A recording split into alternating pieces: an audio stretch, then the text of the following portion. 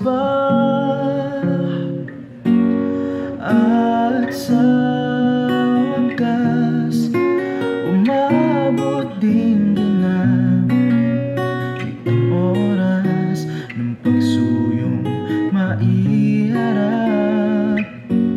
sa may altar sa singkalangitan, sa kaliat, sa kalimang ako yung pagbigyan.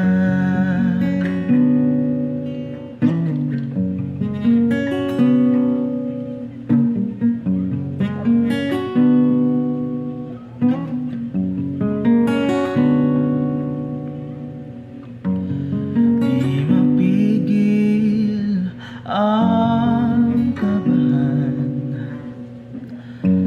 sa sagot na ibibigay.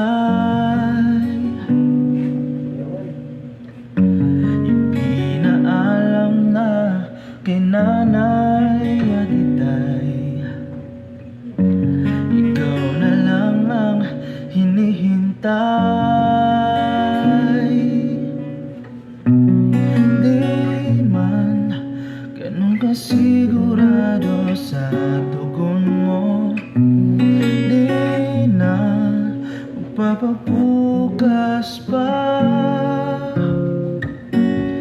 at sa wakas umabot din na itong oras ng pagsuyong maiharap sa may altar, sa singkalangitan, sa kaliat, sa kalimang ako yung pagbigyan.